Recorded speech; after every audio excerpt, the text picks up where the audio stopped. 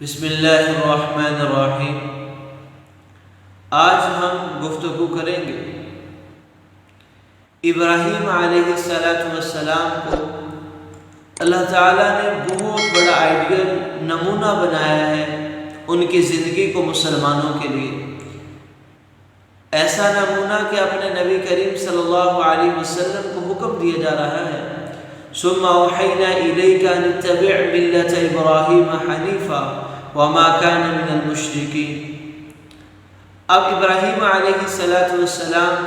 کی زندگی کا ایک ایک پہلو اگر ہم دیکھتے ہیں تو ہمیں بے شمار سبق اور دروس حاصل ہوتے ہیں۔ تو ہم گفتگو کریں گے کچھ دن ابراہیم علیہ السلام as a father, as a والد، باپ ہونے کی حیثیت سے کہ ایک باپ اپنی اولاد کے لیے اسے کیا کرنا چاہیے، ایک باپ کے لیے کیا چیزیں ضروری ہیں اپنی اولاد کی تربیت کے لیے، ایک باپ کو اپنی اولاد کو کیا کیا چیزیں دینی چاہیے۔ تو ہم مختلف نشستوں میں، مختلف اسباق میں اس پر گفتگو کریں گے۔ تو سب سے پہلے آج ہم اپنی بات کا آغاز کرتے ہیں ابراہیم علیہ السلام۔ ان کی زندگی سے ہمیں ایک بات سمجھ میں آتی ہے، ایک دعا وہ اللہ تعالیٰ سے مانگا کرتے تھے، وقال انی ذاہب الی ربی سیہدین رب ہب لی من الصالحین۔ اور کہا ابراہیم علیہ السلام نے، میں ہجرت کر کے اپنے رب کی طرف جا رہا ہوں، یعنی اپنے رب کا حکم پورا کرنے کے لیے جا رہا ہوں۔ رب ہب لی من الصالحین، اے اللہ مجھے نیک صالح اولاد عطا فرما۔ علامہ بیضاوی رحمہ اللہ تعالیٰ نے اس کی شرح میں لکھا ہے کہ ابراہیم علیہ السلام اللہ تعالیٰ سے ایسا بیٹا طلب کر رہے ہیں جو دینی امور میں، دین کے کاموں میں ان کے معاون، اعانت کرنے والا بنے، اور اپنے علاقے کو جو چھوڑ کر پردیس میں جا رہے ہیں اس کے اندر ان کے لیے غمخواری کا اور دل بہلانے کا اور دلجوئی کا ذریعہ بن سکے، ان کا غم دور کرنے کا ذریعہ بن سکے۔ ابن عاشور رحمہ اللہ تعالی اس کی تفسیر میں لکھتے ہیں کہ اولاد کی نعمت کی تکمیل کب ہوتی ہے؟ اولاد ایک بہت بڑی اللہ تعالیٰ کی نعمت ہے، لیکن اس نعمت کی تکمیل کب ہوتی ہے؟ وہ اس ایت سے معلوم ہوتا ہے، ابراہیم علیہ السلام کی دعا سے معلوم ہوتا ہے کہ اولاد اس وقت کامل نعمت کی صورت میں ظاہر ہوتی ہے جب وہ نیک صالح ہو، یعنی اولاد کی تکمیل وہ نیکی اور تقوی کے ساتھ ہے۔ اور اولاد کا نیک ہونا اور متقی ہونا یہی اپنے باپ کی آنکھوں کی ٹھنڈک کا سما بنتا ہے۔ اس لیے جناب نبی کریم صلی اللہ علیہ وسلم اللہ تعالیٰ سے دعا کیا مانگ رہے ہیں؟ ربنا ہب لنا من ازواجنا وذریاتنا قرۃ اعین، یا اللہ ایسی اولاد جسے دیکھ کر آنکھیں ٹھنڈی ہو جائیں۔ آپ اللہ تعالیٰ سے صرف اولاد نہ مانگے بلکہ اللہ تعالیٰ سے نیک اولاد مانگے، اور اگر اولاد اب مل چکی ہے اس کی نیکی اور تقوی کی دعا اللہ تعالیٰ سے مانگے۔ یہ بہت بڑا پیغام اور درس ہے ابراہیم علیہ السلام کی طرف سے امت کے نام، کیونکہ جب آپ کا بیٹا، آپ کی بیٹی گھر میں وضو کرے گی اور نماز کے لیے مصلی پر کھڑی ہوگی، آپ کی آنکھیں ٹھنڈی ہو جائیں گی، آپ کے دل کا سکون بڑھ جائے گا۔ جب آپ کی بیٹی حیا کے ساتھ اپنا برقع پہن کر پردے کے اندر گھر سے باہر نکلے گی تو بیٹی کو باپردہ دیکھ کر آپ کی آنکھیں ٹھنڈا ہو جائیں گی، اور جب آپ کا بیٹا باوضو ہو کر سر پر ٹوپی اور پگڑی رکھ کر چہرے پر داڑھی سجا کر مسجد کی طرف رواں دواں ہوگا، آپ کی آنکھیں بیٹے کو دیکھ کر ٹھنڈی ہو جائیں گی۔ جب آپ مسجد میں داخل ہوں، آپ کے داخل ہونے سے پہلے آپ کا بیٹا اللہ کے سامنے ہاتھ اٹھا کر اپنے لیے، اپنے والدین کے لیے دعا کر رہا ہو، آپ کی آنکھیں ٹھنڈی ہوں گی۔ جب آپ کا بیٹا آپ کے مسجد میں جانے سے پہلے اللہ کے سامنے سجدے میں سر رکھ کر اللہ سے باتیں کر رہا ہو، قرآن کی تلاوت کر رہا ہو، اللہ کی یاد میں ذکر میں مشغول ہو، اس کی آنکھوں سے آنسو جاری ہوں، یہ اولاد کو دیکھ کر یقیناً آپ کی آنکھیں ٹھنڈی ہو جائیں گی۔ یہ اولاد رب ہب لی من الصالحین کا پیغام ہے امت کے نام۔ یہ نیک اولاد، جب نیک اولاد ہوگی تب آپ کا ایک ایک حکم، ایک ایک منشا اس پر اپنی جان قربان کر دیں گے۔ ہاں، من الصالحین کا یہ تقاضا ہے، نیک اولاد کا تقاضا ہے کہ جب وہ بات کرے گی تو ایسی بات کرے گی جس سے آپ کا دل ٹھر جائے، جس سے آپ کا کلیجہ ٹھنڈا ہو جائے، آپ کا دل باغ باغ کر جائے۔ ایسی بات نہیں کرے گی جس سے آپ کا دل زخمی ہو۔ نیک صالح اولاد کا تقاضا یہ ہے کہ وہ آپ کی ہر بات کو،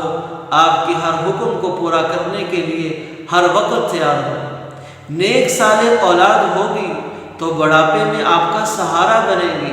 نیک صالح اولاد ہوگی تو آپ کی خدمت کرنے کو سعادت مندی سمجھے گی، ورنہ یہ اولاد تو بڑھاپے میں والدین کو بوجھ سمجھتے ہیں کہ یہ بوڑھا کب مرے گا، یہ بڑھیا کب مرے گی، ہماری جان چھوٹ جائے گی۔ ورنہ نیک صالح اولاد ہوگی جس کی آپ نے دینی تربیت کی ہوگی، اللہ سے مانگا ہوگا، یہ اولاد اللہ سے رو رو کر مانگے گی، یا اللہ میرے والدین کو سلامت رکھ، یا اللہ ان کی خدمت کی توفیق دے۔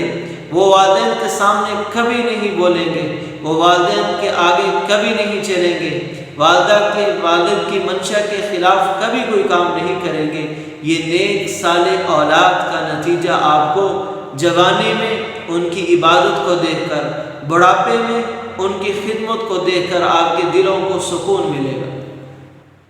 ربی ہب لی من الصالحین، یا اللہ مجھے نیک اولاد، صالح اولاد عطا فرما۔ اس کا تعلق صرف دنیا کے اندر نہیں بلکہ اس کا تعلق آپ کے دنیا سے جانے کے بعد بھی ہے۔ آپ قبر میں چلے جاتے ہیں، آپ کی تمام اعمال دنیا سے منقطع ہو جاتے ہیں، لیکن آپ کی نیک صالح اولاد کسی مسجد میں بیٹھ کر، گھر کے کسی کونے میں بیٹھ کر اللہ کے سامنے یوں ہاتھ اٹھاتی ہے اور اپنے والد کی بخشش کے لیے دعا کرتی ہے، یا اللہ میرے باپ کو معاف فرما، میری ماں کو معاف فرما۔ خدا کی قسم، آپ پہاڑوں جیسے گناہ لے کر بھی قبر میں چلے گئے، آپ کی اولاد، اس کا اللہ سے معافی مانگنا، اللہ سے آپ کے لیے بخشش منگوانا،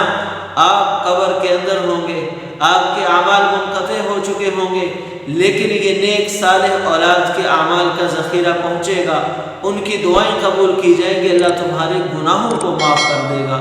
آپ قبر میں گناہوں کا بوجھ لے کر گئے تھے، آج قبر میں آپ کی کیفیت یہ ہے کہ آپ کی قبر نور سے بھری ہوئی ہے، آپ کی قبر جنت کی اعلیٰ کھڑکیوں سے جو ہوائیں آ رہی ہیں اس سے بھری ہوئی ہے۔ کس لیے کہ آپ نے اللہ سے نیک صالح اولاد مانگی تھی، آپ نے دعا کے اندر اللہ سے نیک صالح اولاد کا اور اولاد کے نیک ہونے کا اللہ تعالیٰ سے مانگا تھا، تو اللہ نے آپ کو ایسی اولاد عطا فرمائی۔ تو یہ ہر والد چاہتا ہے کہ میری دنیا کے اندر نیک نامی ہو، ہر والد چاہتا ہے، ہر ماں چاہتی ہے کہ لوگ جب نظریں اٹھائیں کس کا بیٹا ہے، یہ کس کی بیٹی ہے، یہ اتنی فرما بردار، اتنی حیا والی بیٹی کس کی ہے، اتنا شریف نوجوان کس کا ہے، یہ ہر ایک سے اچھے انداز سے اخلاق سے بات کرنے والا بیٹا کس کا ہے، فلاں کا بیٹا، اچھا فلاں کا بیٹا، دنیا میں آپ کے لیے نیک نامی، اور اس نیک نامی پر آپ کو کس قدر خوشی ہوگی، اور ان کی عبادت کو دیکھ کر کس قدر خوشی ہوگی، اور ان کی خدمت اور فرما برداری کو دیکھ کر کس قدر خوشی ہوگی، اور سب سے بڑھ کر خوشی قبر کے اندر آپ کی قبر کو نور نور ہی نور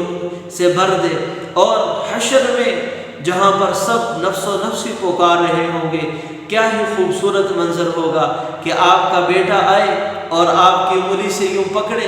اور آپ کو جنت کے بالا خانوں میں لے جائیں۔ آپ کا حافظ قرآن بیٹا، آپ کا عالم دین بیٹا، آپ کا نیک صالح بیٹا جنت کے دروازے پر ضد کر لے کہ یا اللہ میں دنیا کے اندر اپنے والدین کا فرما بردار رہا، دنیا میں والدین کی خدمت کرتا رہا، یا اللہ آپ نے میرے اعمال کی وجہ سے، میرے قرآن کی وجہ سے، میرے علم کی وجہ سے مجھے جنت میں بھیجنے کا فیصلہ کر دیا، یا اللہ میرے والدین تو دوسری طرف کھڑے ہیں، یا اللہ میرے والدین کو میرے ساتھ بھیجیے۔ تو اللہ تعالیٰ قرآن پاک میں فرما رہے ہیں، جس کا مفہوم ہے کہ میں ان کے والدین کو،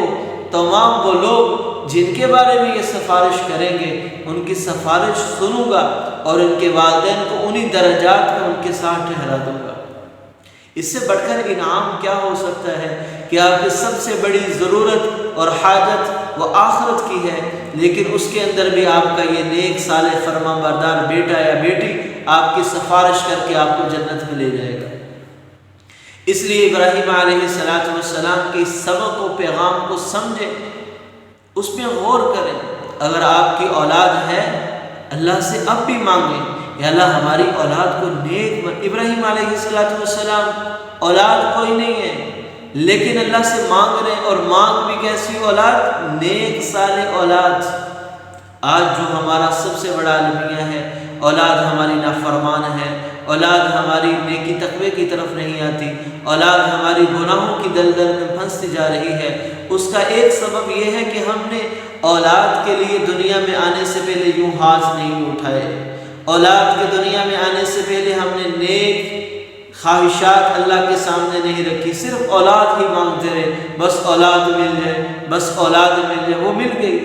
اب وہ نافرمان ہے، اس کے لیے اب اللہ کے سامنے رونا ہے، یا اللہ میری اولاد کو نیک بنا دے، یا اللہ یہ اولاد میری دنیا آخرت میں آنکھیں ٹھنڈی کرنے کا ذریعہ بنا دے۔ یہ اب بھی مانگنا ہے، اللہ سے اب بھی دعائیں مانگنی ہے۔ ابراہیم علیہ السلام جیسے عظیم پیغمبر جب وہ دعاؤں کے ذریعے اپنی اولاد نیک مانگ سکتے ہیں، میں اور آپ تو بدرجہ اولا اس بات کے مستحق ہیں، ہم اللہ تعالیٰ سے نیک صالح اولاد مانگیں۔ اللہ تعالیٰ